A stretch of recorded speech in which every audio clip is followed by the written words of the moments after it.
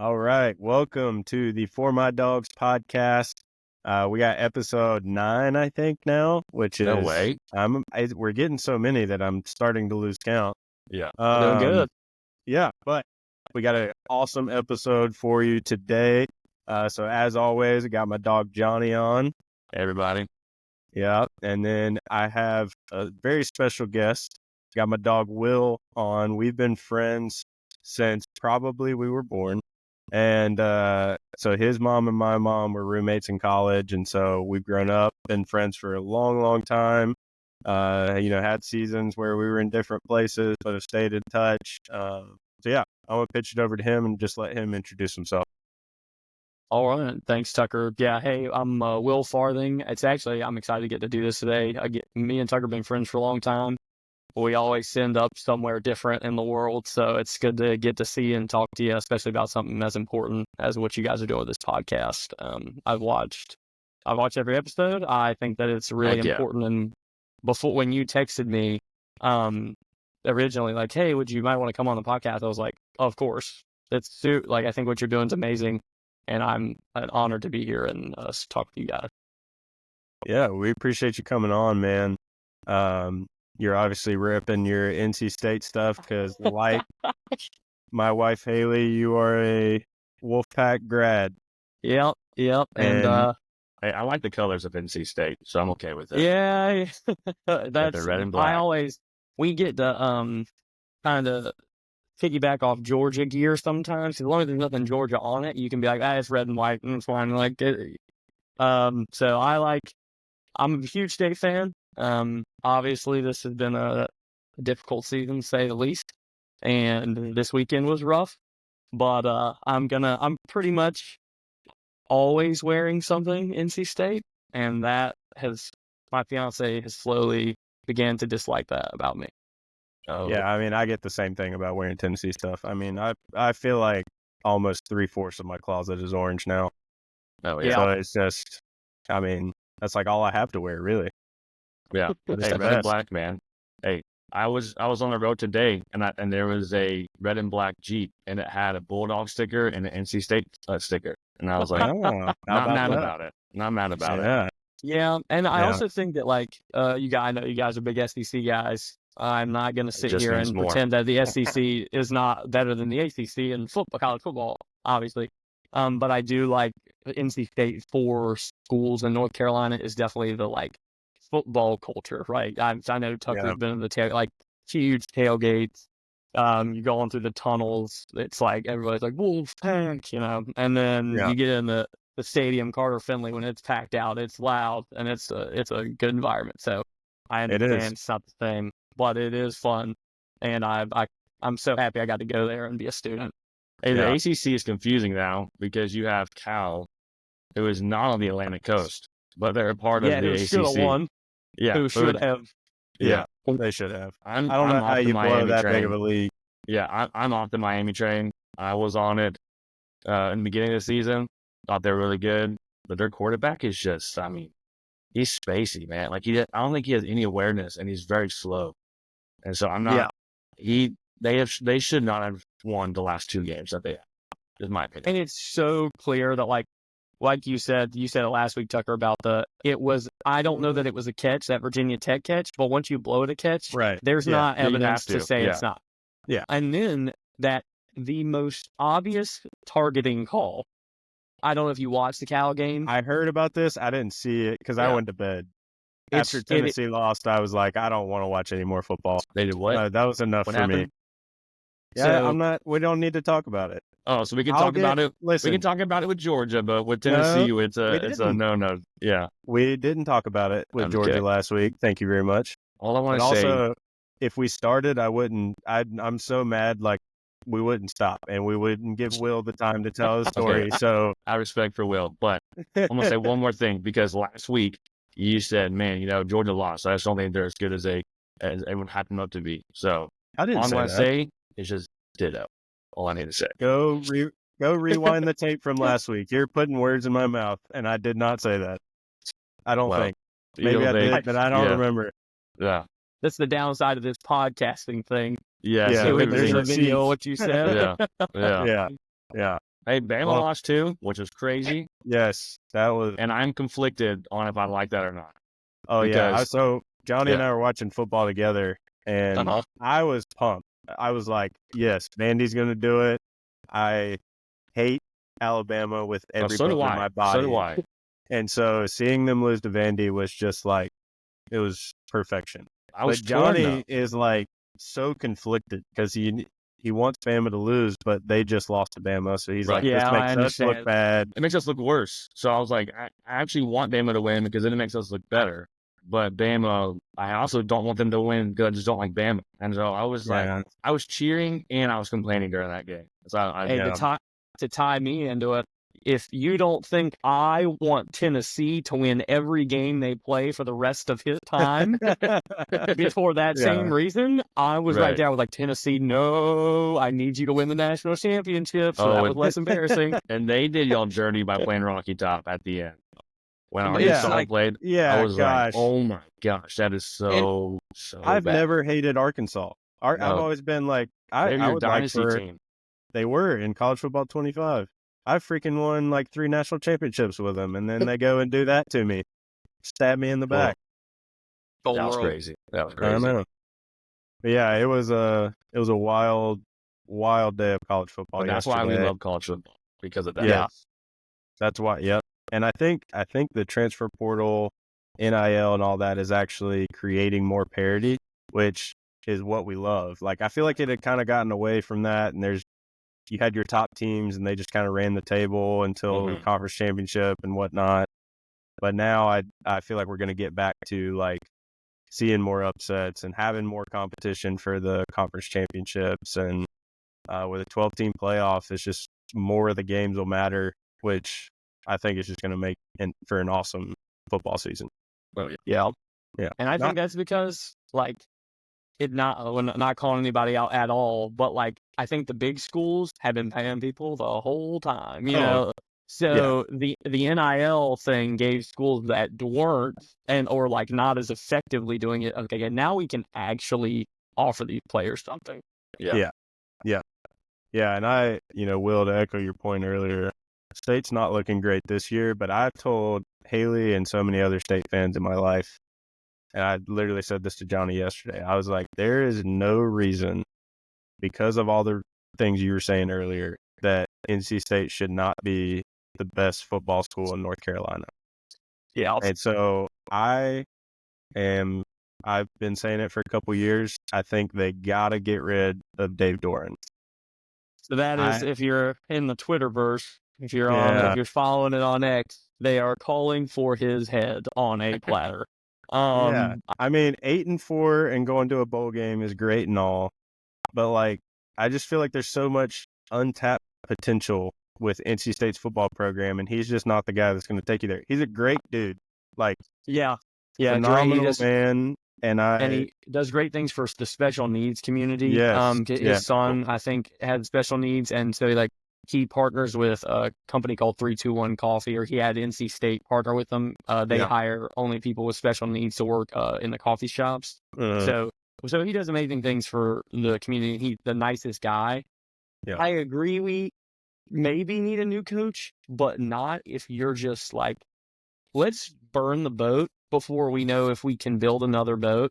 Like if you're just pulling some random G5 coach out of the thin air, like, do we want that? But if you can get a good coach, if you can get someone with not that I like Manny Diaz or don't like Manny Diaz, but that's somebody who like Duke pulls in, and then this is a guy with some reputation. So if he can be a boon to recruiting, with it. If it's not with it. Yeah. That's my feeling. Yeah, and maybe the play would be to wait to see who fires who this season. Then you can maybe get a guy from a bigger school. Yeah, but Mac Brown's gone. So this is going to be the problem. Mac Brown's gone, and then you got to compete. Somebody's going to Carolina. Yeah. So yeah, but Carolina's not like. So Claire went to a UNC game on Saturday, and because she went there in college, and I mean UNC is a basketball school with a football team, and Claire said that there was nobody in the student section, and like she went there just like, like old times, and she was like, what in the world? And like, they've never been amazing. Even when Mac Brown came back, when she was in college, when Mac Brown came back, they weren't amazing. Like, they were an okay team, but the student section was always fun. Like, I remember going to those when we were dating. But she said that this past Saturday that the student section was empty. Yeah. Well, and like, I was going to say, obviously, I have a deep, passionate hatred for Carolina, but I was about to say, don't get Will going on the UNC hatred. We're not gonna do that. But what I will say is, my friend, who's actually my flight school buddy here, so we call them stick buddies, but my flight school partner here in Alabama, he's an Alabama and Texas fan. Don't know how that works. Doesn't matter.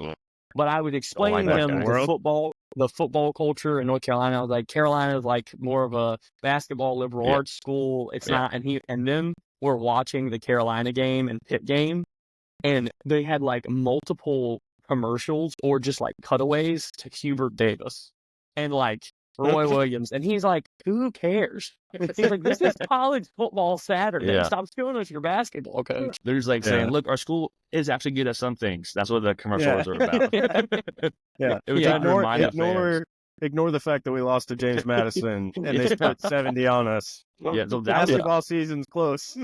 Honestly, I thought they were trying to play basketball because that was a basketball score. That high game. Yeah. For real. Yeah. Well, I think that's enough football talk for this week. Real quick, before shout out to these cool hats. Yes, that's a good point. Yes. So I was watching interview with Tony Vitello, who's our national championship winning baseball coach at the University of Tennessee. You can just say baseball coach, but that's fine. No, I gotta say all that. Okay. I mean, he earned it this past season. So he was wearing this hat though, and I was like, that is a sick hat. I have to know where it came from because it's perfect for the podcast. And I went on the website, found it in the comment section on the video, and saw that they had a Georgia one too. And I was like, I immediately texted Johnny and I was like, it is almost like this company made hats specifically for our podcast. We have to buy these. I bought it that day. And and yours came in because yours was in stock. But Tennessee is a more popular school to buy. No, it's because he wore that in the interview. He wore that in the interview. Yeah, whatever. We have more fans. That's think so. And we support our team more than other schools. So we buy up all the stuff. Even and you Arkansas support y'all. With playing the song. Okay. Anyways, we wanted to give a shout out to the company. So this is what their logo looks like. Ovi Dry Goods, I think is how you say it. We're super thankful that you guys made these hats because it's perfect for our podcast. So shout out to them. And if you want to give us more, we'll be okay with that. And hey, Will needs a hat, so give one to Will. I want the same thing that Tucker's got going on, but I want it to be Tuffy. I want it to be the outline of Tuffy and in red. Yeah. Bring it we on. need to make it happen. So I'll email them. Yeah. And we'll promote you guys as much as you want in return for free hats. So think about it. Well, let's get rolling with Will's story. So the reason we wanted to have Will on the podcast is he's actually in the military and has been in the training process for how long now, Will? To be a pilot, I have been down here in beautiful southern Alabama for a year and a month, and I'll probably be here a little over a year and a half by the end of the whole thing. Okay. Yeah. And so how about just to start, if you would just kind of share a little bit more about your journey of how you kind of chose to join the military, how you kind of landed on what specific branch you wanted to be in, what role you wanted to pursue, why you wanted to be a pilot, all that. Just kind of give the listeners your backstory a little bit. Okay. Well, ever since I'm Johnny, we're gonna mesh here. I've heard you talk with other people. I'm the biggest history nerd on earth. Oh, awesome. I love it. I've always loved it.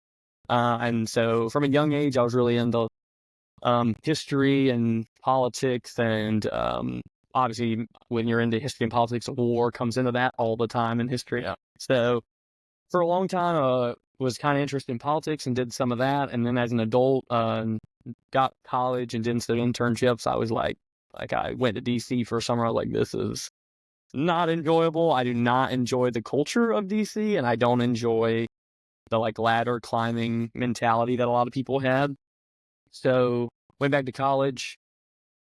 I think I was a sophomore, and I was like, okay, my friends had got me in the gym. I was not an athletic person, especially when I was younger. Tucker can attest to that. I'm a little bit better off these days. But my friend had got me in the gym, had gotten a little bit, more confident in my physical abilities. I was like, all right, I've always respected the military. I've always looked up to these people. I think they're heroes. So I want to go and let's see what I can do. Can I join the military? So I'm in college. NC State has a really deep military history, and their ROTC programs are like well respected around the country. So I went into the ROTC offices. I wanted to do something combat oriented. So like I didn't want to be a maintainer or a more support role. I want to do something kind of in it. So went into the offices of Air Force, Navy, Army ROTCs, and the most involved I could get with also the promise of like, hey, you're not going to be paying for college and you're going to like make money on the side is I could join the North Carolina National Guard. So I did that and joined the North Carolina National Guard as an infantryman. So I went and I took a semester off of college and went to Fort Benning, now Fort Moore, Georgia, and got my blue cord, went pow shoot 'em up, sit in the woods, get rained on. That's always fun. And then came back, did my drill thing while I'm going to school and in the ROTC program as a cadet. And then noticed that there were some military helicopters that like to fly around over Raleigh. And I was like, that's not from Fort Bragg because that's like an hour and a half away, and figured out that there's a National Guard aviation unit at Raleigh Airport, at the Raleigh-Durham Airport. And so got myself transferred there as a cadet, did the board, and got accepted to be an Apache pilot, so an attack pilot for the North Carolina National Guard. Oh, right on. Yeah. And then now I graduated from college, and 3 months later made my move down to flight school, and have been doing that for the last year and a half. Awesome. Yeah. I got a buddy who is he is at Camp Lejeune. I think that's how you say it. Yep. He's a Marine. Yes. Honestly, he could be somewhere else right now. I don't know exactly where he's at the moment currently, because I know he travels and goes all over the place. But kind of like y'all too. He's a family friend of mine, and he's over there on the eastern part of North Carolina. I used to so when I was in the National Guard, my infantry unit, we were mechanized, which is like Bradley armored cars, kind of like half a tank, half a car. And it's right outside Camp Lejeune. Okay, cool. Spent a good amount of time with it. Right on. That's awesome. Well, what would you say, Will, are some of most common like misconceptions people have about military life or being in the military? And maybe, we talk about mental health on this podcast. So maybe if you want to talk about it from that side of things, but as well as just in general. It can be really different depending on branches and commands. So obviously the lifestyle of an aircraft mechanic in the Air Force and an infantryman in the Marines is going to be just worlds apart. And then you have different, we would say it as a command climate or a command culture. Your commanders have a lot of power over training schedules and regulations within the unit and what they expect from their soldiers. And so you can go from doing the exact same job, a unit in Texas, that the commanders really care about their soldiers, and they, you get, not only do they care about your mental health in a more general way, but you might even get, there's classes. I know going through all the training that I've been through, people come through and there's a thing called, I think it's M3. It's mental health, like, and resilience training. And you're connected to those people, and they're like, hey, always go talk to them. And then you have like counselors you can speak to, and it won't affect your career or anything, barring certain things. Like if they're afraid you're going to harm yourself or others, you can talk to those people without being worried.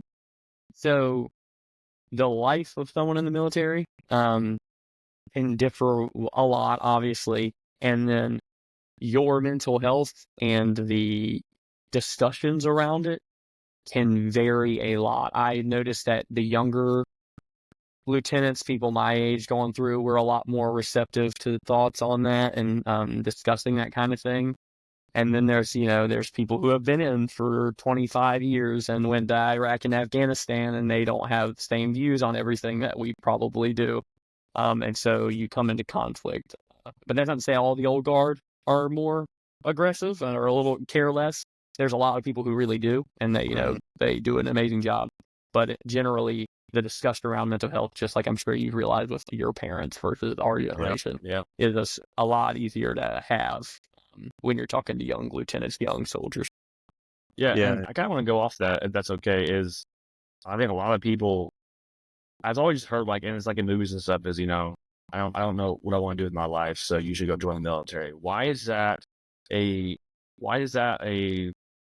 cookie cutter almost answer for people when they say, I don't know purpose for that? And like, do you feel like that is a way you found purpose in life? Or is that the way that a lot of people there find purpose? Because that kind of has to do with mental health, not knowing, your identity in that way. Yeah. You hear that all the time, like, you're going to figure out something to do or you're going to go join the army. I think one reason is financial, right? That is probably, and I can't back this up necessarily statistically.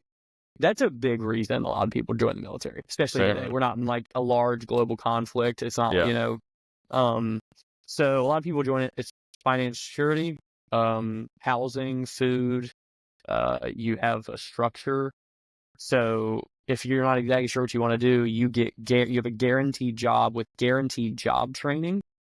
So like I always tell everybody, I'm like, I don't care if you have zero interest. You can join the Air National Guard in your state, never be moved from that state, and they'll train you on like computer systems. And then you have free certifications. Yeah. So the practical reason, that's one. Makes sense. Moral purpose and, a sense of belonging comes into it a lot, especially when you talk about, I have seen with the lieutenants, a lot of guys like, we joke, like, there's a lot of D1 athletes who, like, eventually go to the military, and make that transition, especially in special operations units. You hear about that a lot, that they go to selection for those things.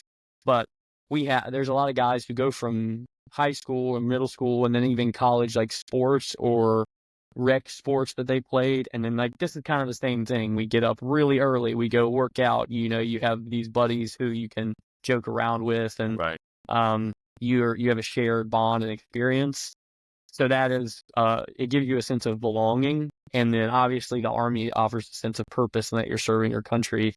I joined because I'm kind of, again, I love history. I'm kind of a nerd when it comes to like political philosophy. And I just deeply believe in representative democracy and, Western civilization and all that nerdy stuff. And so I thought I wanted to be a leader in the military that protects those ideals around the globe.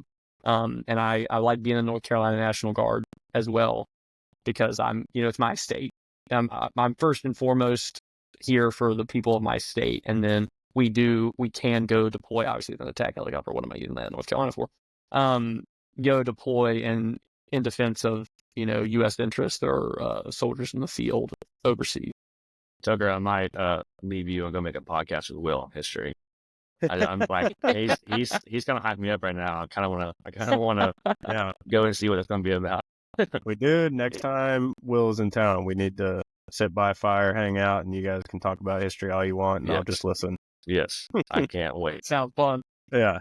Well, it's, just hearing what you just said, like sense of belonging, this purpose people can find in it. I think it's no mistake that, obviously it's different time in history, but Paul in the New Testament, one of the most consistent analogies he used to describe life as a Christian, life of following Jesus, was a soldier. And I've benefited greatly from people in the military just sharing stories that help like open my eyes or make sense of my own story. Like I remember listening to a podcast with Jocko, is it Willing? Oh my Will gosh, Nick, dude. Will That Nick? dude will Jocko's get a me wild hyped one. in a heartbeat.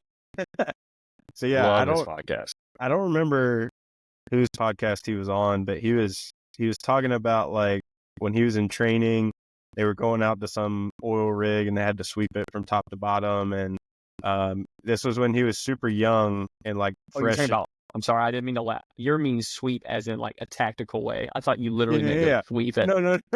Yeah. Like that's some stuff they would make privates do, but I'm sorry, continue. Yeah. No. It's like, funny. yeah, it was like a training or whatever. But Yeah. this was like right when he was fresh in the military. I don't even know how long he had been in. And they get there and they're all lined up and they're just waiting for like their commander to shout out what they're supposed to do. And everybody's looking down the side of their gun and he's like waiting. He doesn't hear anything. And so he drops his sight and kind of takes a step back and is like, oh, no one knows what to do, or is no one calling out anything because everyone's looking down their scope and they can't see where, like, what we're supposed to do or where we're supposed to go because they're just locked in. And so he took a huge risk and he called out the command they were supposed to do as a young, like, young guy in the military. Yeah. And so they, sweep the whole thing, get to the top, and he sees the commanding officer coming over to him. He's like, oh, crap. Like, I'm going to get chewed out for what I just did. And the commanding officer actually, like, came up and was like, how'd you know what to call out?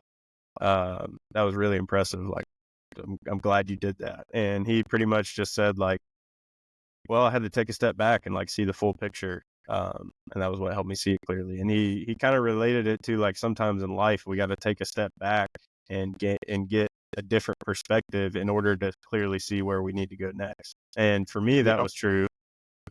Taking a step out of ministry and doing something else was like a good perspective change for me, and it helped me see that I actually needed to be back in ministry, but in a different way. And so I just think it's so cool how often, the military and stories from it can make sense of our own story. And I don't know. I've just always thought that's cool.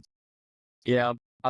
I think that the reason I've taken lessons like that from like what my friends that I know, and this podcast, we all listen to this podcast, right? You hear these, the highest level operator guys talk about crazy stuff, but you get things from them. And then like my experiences, I think the reason the military like forces you into thinking about it is because unlike a lot of things in the world, a lot of jobs, there's like no stopping.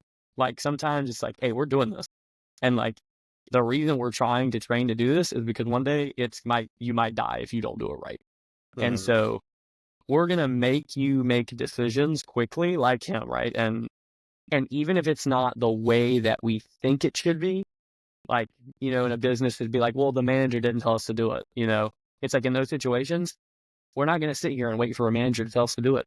If we might not live if somebody doesn't tell us to, direct us. And so it forces those, people who don't want to be leaders or don't think that they're leaders in the moment to step up. And I think that's inspiring in a lot of ways. When the private does something crazy, you're like, oh my gosh, any of us can do it, and then it makes you, over time, it builds a sense of confidence because you realize that you're going to make mistakes. I make them all the time. I make mistakes all the time in my job. And you stop being afraid to make mistakes because it's just going to happen. You're like, I'm going to do it. So don't freak out. Just make the mistake fast so you can fix it sooner. That's like a good word. Preach to him, Will. Write that down. That's so true with life, man. This is exactly what I was talking about. Like, there's so much in that that's so applicable to our day-to-day lives. Like, I love that you said fail fast so you can fix it. Yeah, most people are scared of failure. They don't want to fail, or they get like anxious about the possibility of failing. And it's even in the Christian life, it's not about your lack of falling down. It's about how much you get back up after falling down and fix it and get on a better path. I think that's the sign of spiritual maturity. It's not the lack of failing, but we're all going to fail. That's just a that's a fact of life, and to try and avoid it, or I mean, I guess you should try and avoid failure, but to be scared of it is not helpful. And that causes, it can cause so much anxiety and, just getting in your head, and it prevents you from taking risks. It prevents you from taking leaps of faith, and sometimes it can keep you from really great things in your life if you'll let it. So yeah, that's a good word, Will. I appreciate you sharing that. No problem. Yeah. My last point on that, to keep piggybacking, but I think that, Christianity, my faith, played a lot into that point of view. I grew up in the church in Charlotte. I went to a Christian school. I have always, my entire life, and I know some people will think this probably sounds demeaning, but you get taught, right? You're a sinner. You're imperfect. We're all imperfect. The only perfect person lived 2,000 years ago, and died on a cross. Right. And so you don't go through life, if you believe that, thinking like, this is going to go really well. Yeah. You're like, I'm broken. I'm a sinner. And like, the only thing that can save me is the Lord, his word, listening to that. And then if you get that in your head, then you start to realize that a lot of times when you do make mistakes, so like moral failings or even failings of discipline and preparation, you're like, I didn't do what I should have done. I should have been more driven. I should have treated this with more seriousness. This mattered to other people. And you're not surprised when bad things happen, but you know how to get back on track, because that's what the Bible's for, right? That's what Jesus teaches to us. So that has helped me throughout my journey in the military and in life. That's awesome, man. Yeah. Is that are you alone in that way with the guys around you, or do you feel like you have some guys that have that same view? I think there's a lot of people who have that same view with me. And last night, we have college football Saturday here. We have a pretty good little wraparound porch, so cool. We put the TV out there on some bins, fun. But my sick buddy, the guy I was talking about, the Alabama/Texas fan, was over, and we were like, all right, let's pray before we eat. And it was me, my roommate, his girlfriend, and this guy. And so we took our hats off, prayed real quick, and afterwards he was like, I have not prayed in a setting with people like this in so long. Mm-hmm. And he's like, and I just love it. I love this house. Just like this. I love being here. That's awesome. That's awesome. And so not only are there people like that, and like before that instance, I would have said there's lots of people. It's something that people really hunger for. I think, because we get, this is one of my main notes I wanted to make while we're doing the podcast today. We're so disconnected. And I mean, the world in general is disconnected from personal connections for a lot of reasons. But in the military, especially like these young men, right? You join, and we have these friends, and we do care about these friends we make in our job, but you're not with your family anymore. You're moving around a lot. And sometimes there can be surface level connections. And because as guys, it's sometimes it can be weird to be vulnerable at all and want to make connections with people. They stay lonely. People stay isolated. Mm-hmm. And with the stress of the job, you just go from being stressed out to not having a lot of deep connections with others. And I think that can be difficult. So I think last night, right, when you get somewhere where people are like, we made food, we had all spread out, and then it's like, all right, everybody take your hat off, we're going to pray. Then you get that moment of like, I remember now, especially if you were blessed to grow up in a household like that, and somewhere where you got that, you're like, I remember now what life should be like, and not how it has been for so long, especially for young men who have to go out into the world and don't get to see their mom or dad a lot, or be with their brothers or their best friends from home. So I think that's important, that people get lonely and men get separated because we go out and do, our jobs or what we care about. And it's important to make a conscious effort to, even if you're not having talks like you guys talked about mental health, and like, hey man, are you talking to somebody? Like, get close enough with them where they feel like they could say that to you. Mm-hmm. And that they're in an environment where like, this is a healthy place. I see that this is a good place to be, and I want to be more like that. Oh, you got the thumbs up. And I want to be more like this.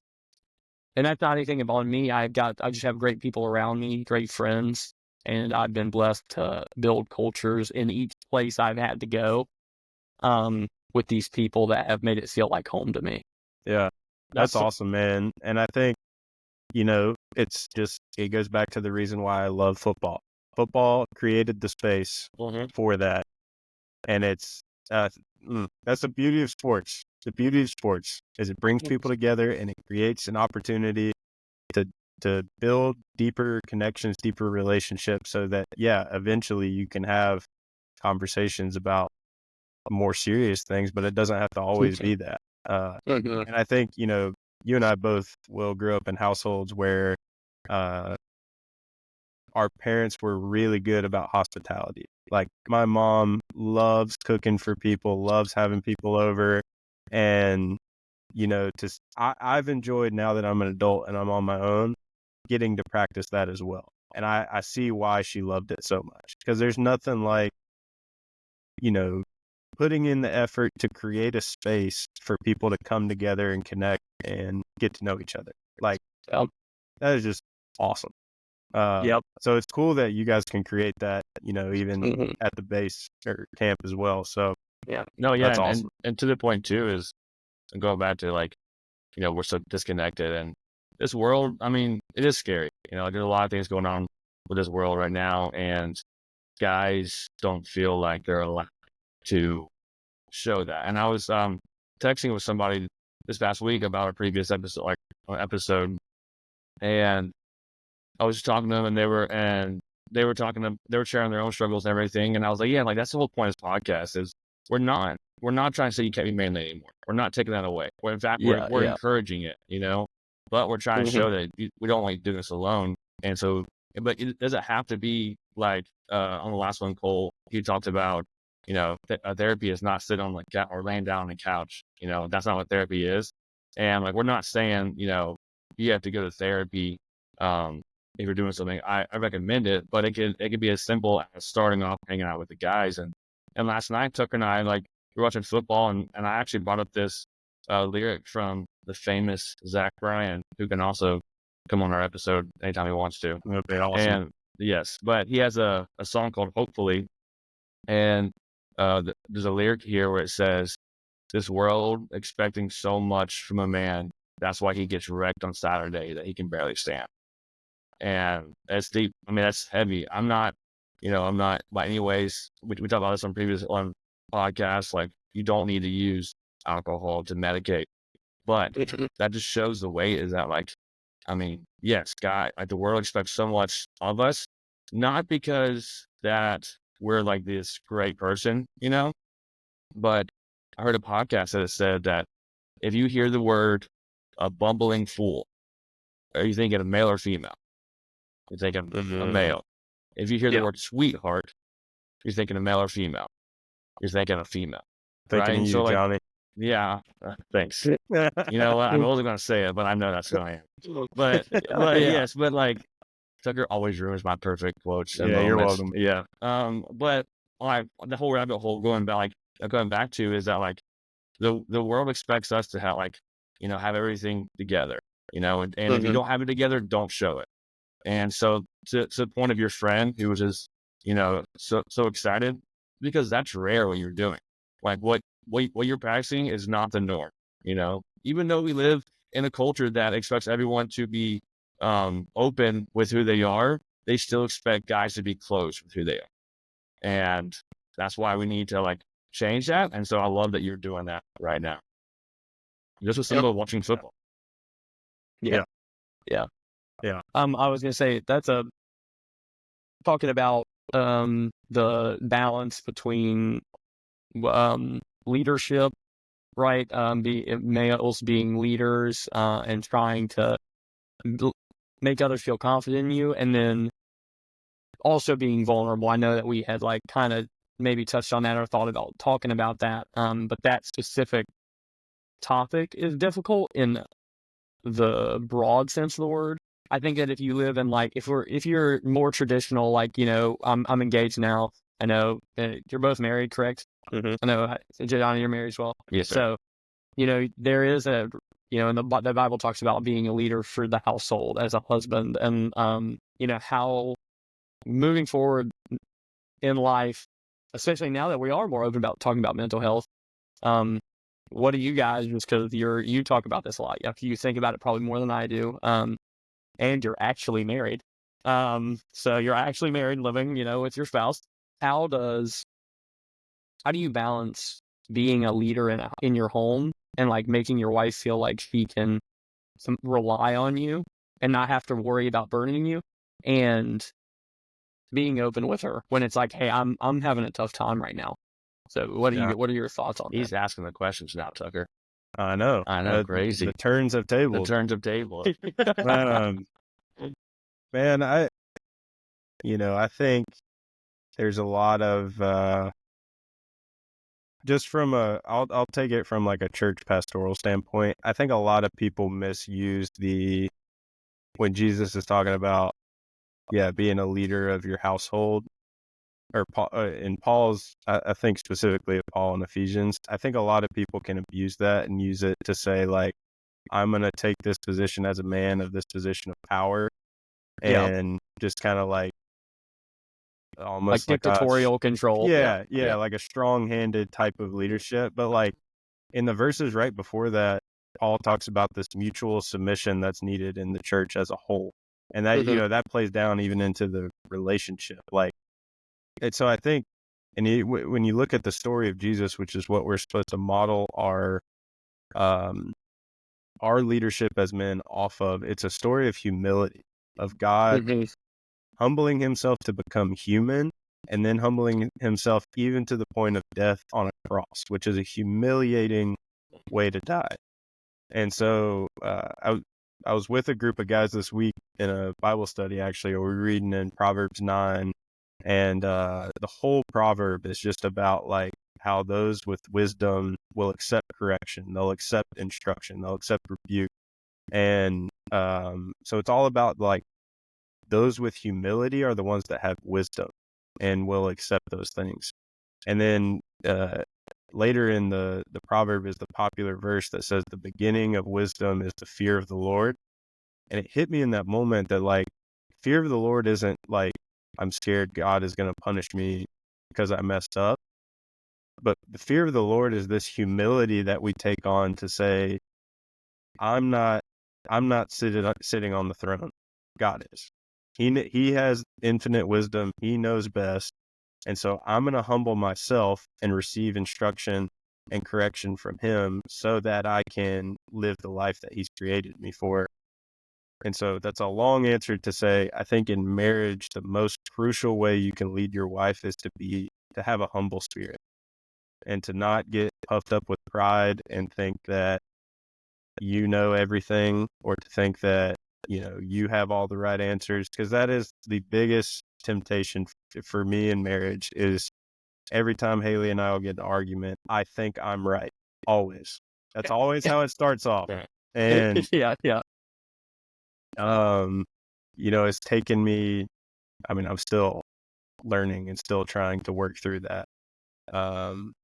But yeah, I don't know if that exactly answers your question. Well, yeah, but I think any position of leadership that we carry as men, if we're not doing it with humility, then we're doing it wrong. Man, you read my mind. I was going to say that. I was going to say how this is, that can be like with anybody, but like I would say it's like a dance. You're not dragging your wife, you're dancing with her, to where from everybody else, it looks like y'all are leading each other. You might be leading her a few steps. She might be, showing you how to do a few steps in the dance move, but you're not dragging her and saying, like Tucker said, is my way or the highway, right? Like it's a dance move. Sometimes Claire pushes me. Sometimes I will like guide her and show her. So it's an equal part with that. And I think that's also with like the whole mental health thing, is that like, because there's so much on guys need to be right, guys need to have everything together, is that then when you get to marriage, you don't have it all together, then you freak out and you might like, oh, well, I'm throwing my hands up. I don't know what to do with this. So like, that you don't only lean on your brothers, you can also lean on your brothers too. Yeah. And you just made me think of something else, Johnny. But I think it's important for you to set expectations going into your relationship, to let your spouse know, like, I will fail you. I'm going to try my best not to, but I'm going to. I'm probably going to hurt you at some point, like, and it won't be because I want to, but it's just likely going to happen. And in that, though, I also think it's crucial for your spouse to continue to have high expectations for you. And I think that's been hard for me is I feel like I would get frustrated with Haley for having high expectations of me because I'm like, but I let you know on the front end that I'm not a good person. Like I'm going to mess up. But she's not going to leave you there. Right. How dare you? Yeah. Like she holds that high standard and it makes me a better man. And, it's not me sitting up here on a pedestal trying to like bring her and our, kids eventually along with me, but we're all in the same, like that humility enables you to be challenged and spurred on by your wife. And, the passage about iron sharpens iron, we usually apply that to like friendships between guys, but that applies in a marriage as well. Like, your gifts and talents are going to be different from her gifts and talents, and both of those will play together. Like God brings together these two different things and unites them for a purpose greater than we could ever put together on our own. And sorry, you guys talking about marriage. Will we can go on about this for forever. Is this your podcast? Back off. No. I'm just kidding. Totally kidding. Yeah. Oh, thank you for asking. No. That's cool. I love that perspective. I say this sometimes as when God was a person, the last couple things he did were wash people's feet and get brutally murdered. And it's like, and then, he comes back and there's resurrection. But if I have any sort of pride, that needs to be checked at the door. And like, I hope that I can take those lessons into marriage, right? Amanda has made me better in every way. I couldn't probably be having as educated or as sophisticated a conversation about mental health and like caring about others without the skills I've gotten from her, interpersonal communication and empathy. It's a huge thing she teaches me constantly. Awesome. Yeah. Has that helped out? Does that helped you out in the military? Like, it's helped me out in every facet of my life, being able to speak. And honestly, I think the biggest thing that it does is, I had a really difficult conversation with a person really close to me recently. They're in a bad place and we're really open about it. And I mean, if I was not with Amanda and the way that, our relationship has grown, she's helped me out so much. When people this is a hard thing to say, like because of the way the world is, if a grown man's crying to you, sometimes it can be hard to like take that well, right? Yeah, and just and take it in stride and not care at all, right? And be like, not care about them, but be like, no, hey man, I get it. It's hard, and just keep moving. But because of Amanda, because of those lessons you learn, being in love with somebody and building a relationship, it was so much. It was almost effortless to be like, I don't care if you're crying, like that doesn't bother me. We need to have a conversation and get in, talk about it.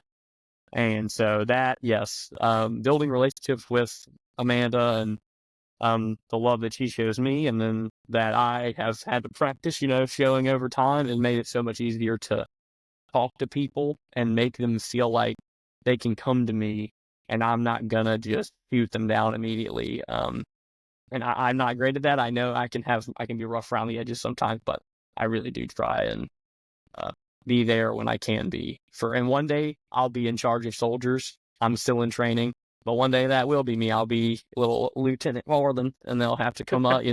There'll be difficult things that my soldiers will go through, and I will take those lessons into that when they're because again, people are isolated. You might be the only person who really cares about these people. So you need to keep that in mind. It's not just a job, especially in the military. They move away from everything they know. And not to go too deep into it, but a lot of times, sometimes you only come see the officer if you're in trouble. And you can't just treat them like, let's do something horrible.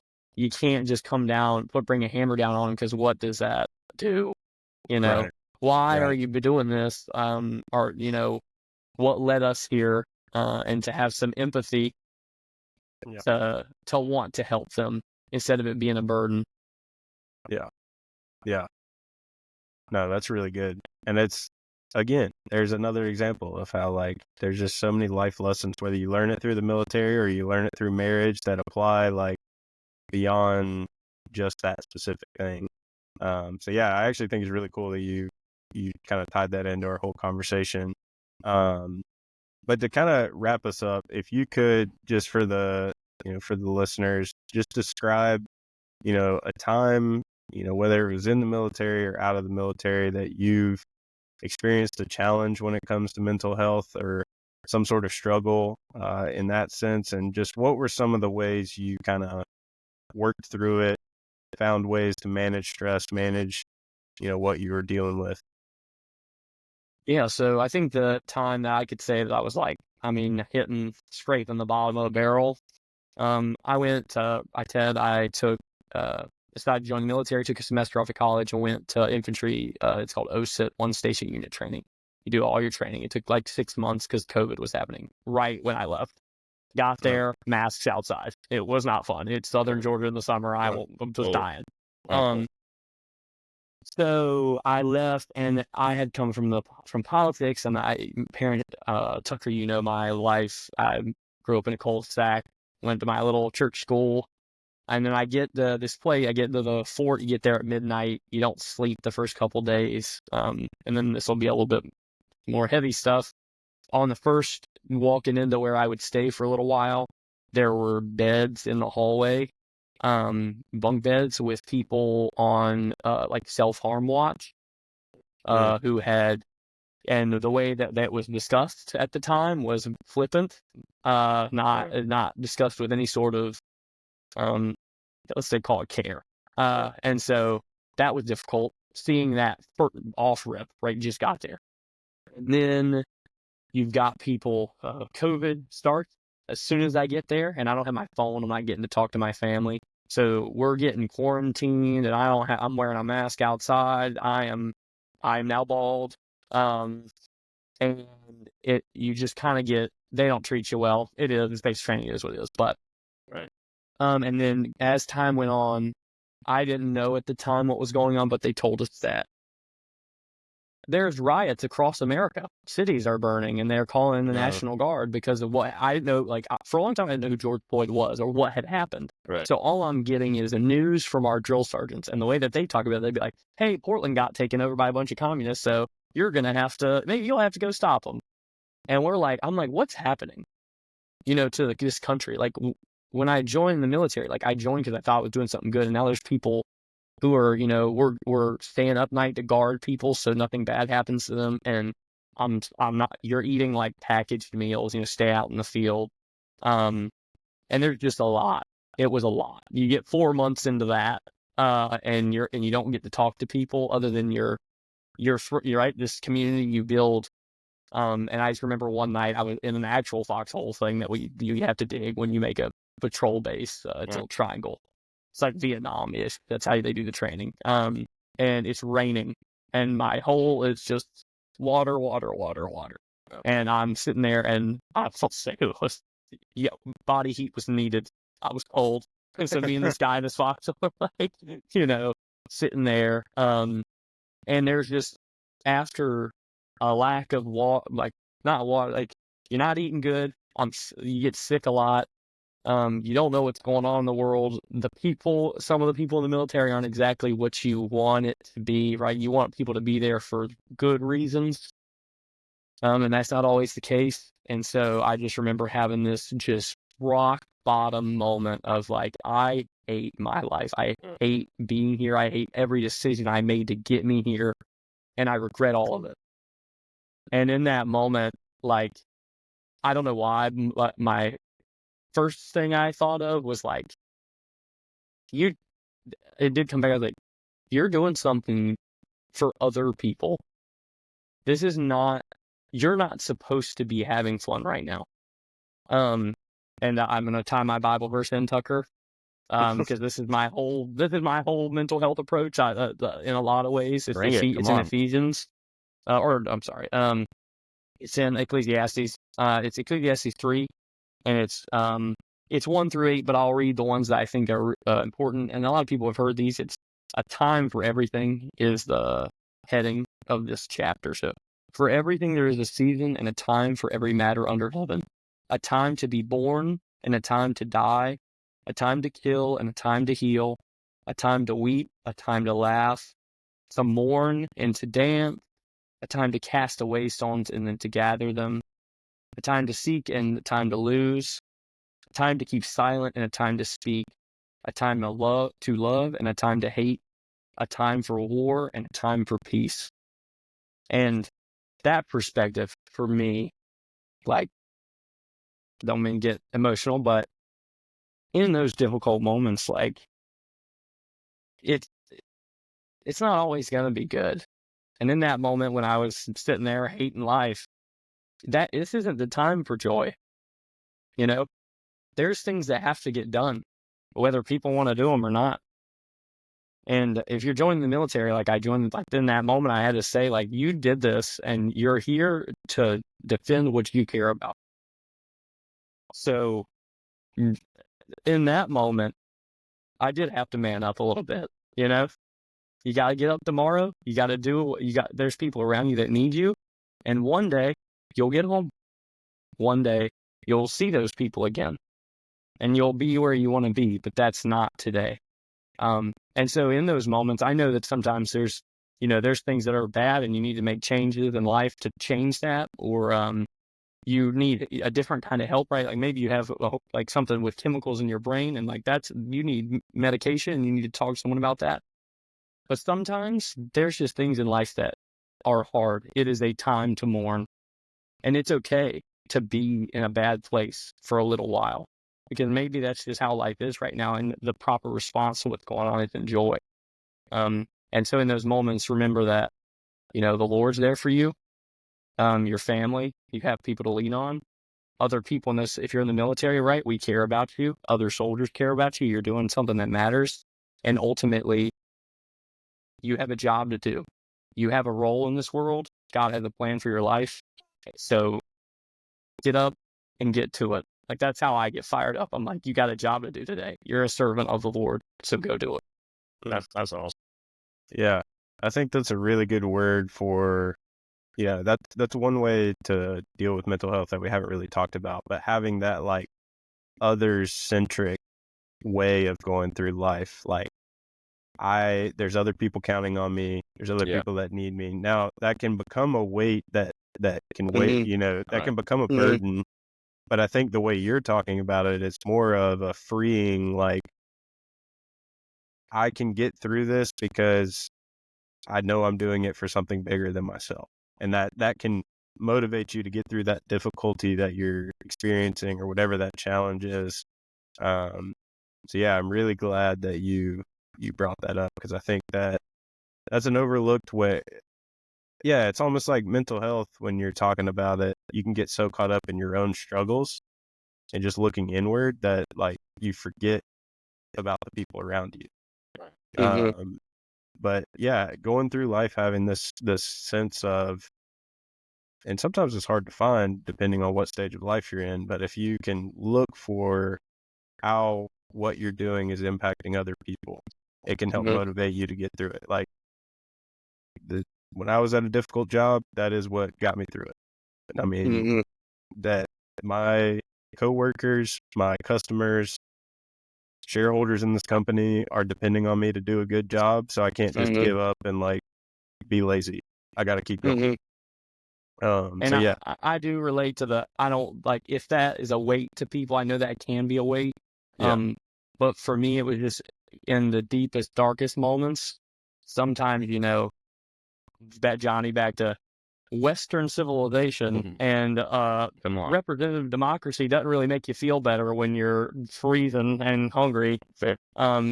It's about why I'm here, what I'm doing this for. And as men search for purpose in life, remember that those tough times are a coming. It's not, you're not gonna get out of it. But remember that you have a role, and that's a blessing. those responsibilities are a blessing. The family and the people that depend on us are a blessing in life. Yeah, and I like the man up thing because, like, I think we've kind of gone away from it with the mental health because there are some points where it's not okay to say that. Like, you do need to work on yourself, 100%. right? But I do like also at the same time is like, hey man, like let's get up. You know, there's a quote, I don't know who it's by, but it says, a bad day does not mean a bad life. And so just because you're going through it today doesn't mean your whole life is awful. But you do have other people to depend on. Yes, you need to work on yourself, but like, you know, you have a fiance now, like you're gonna have we both have a wife, we have a family, like there's more people who are depending on us right now.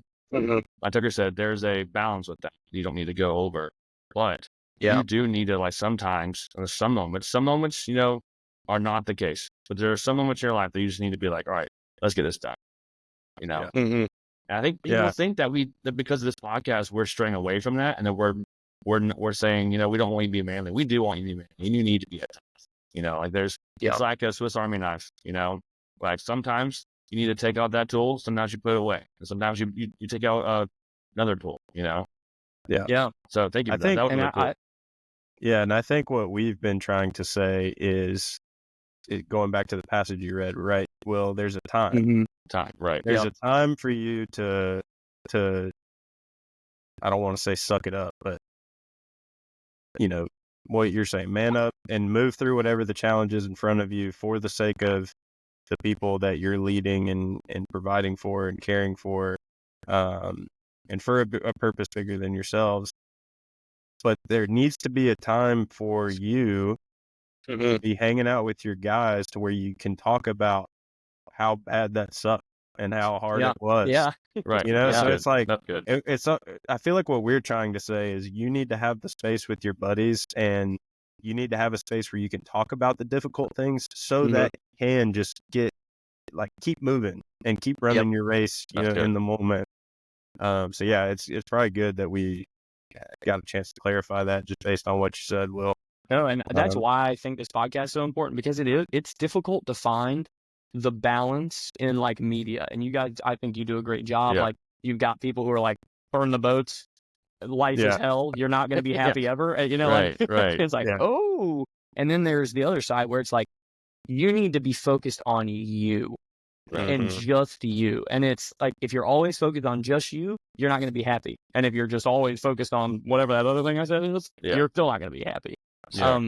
There's a time for everything, and you guys have done such a good job about that. Appreciate it. I've loved listening, and I'm so glad that like there's people out there being able to talk like that, because to having a men's mental health podcast is more than just you're a biological male. It's like, what does it mean to be a man? Right, right. And so I just really appreciate that from you guys, and I'm proud to be your friend, Tucker. Johnny, I'm sure we'll talk about we're history. friends now, man. We'll figure that out here soon. Hey, but I mean, thank you for your service. Thank you for taking that charge. You know, like, thank you for seeing that need and going after it. So, like, I mean, I just met you, dude, but I'm very proud of you, and I think it's really cool with what you're doing.